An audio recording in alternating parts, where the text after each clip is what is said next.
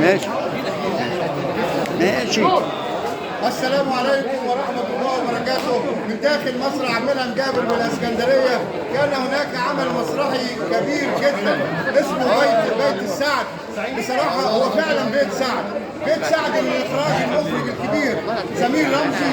بصراحة هو خلينا كلنا سعداء، لأن حسسنا واحنا بنعيش ان مصر الحلوة الجميلة هي في رباط إلى يوم الدين، لقمة واحدة نسيج واحد.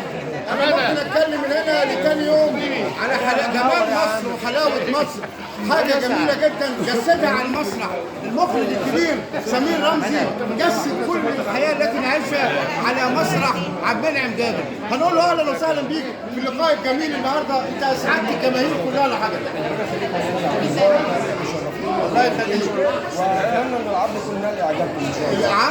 العرض روعة الروعة، وانت يعني حسستنا ان احنا فعلا حاجة مش واخدين بالنا ان احنا في سعادة لا توصف، لان احنا فعلا نسيج واحد، احنا بندي تحت البعض وعايشين مع بعض تعايش كامل متكامل غير اي دولة ثانية، غير اي دولة ثانية. النهارده عايز تقول ايه للجمهور النهارده اللي حضر؟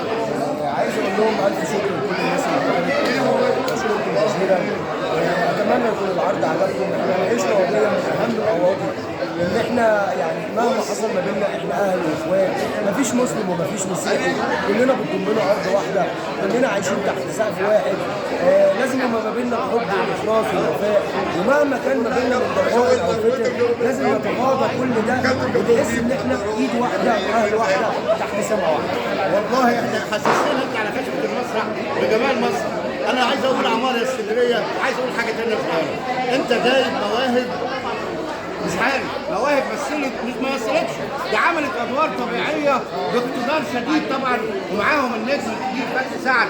انت عملت عمل طبيعي على خشبه مسرح، شايفين الحياه قدامنا. انا بشكرك وبحييك وبقول عمار يا اسكندريه لمصر الحب كله مع المخرج سمير رمزي المتميز في اعماله. شكرا لحضرتك. شكرا يا استاذ عبد الصالح، وقلت لي شرفتني. شكرا.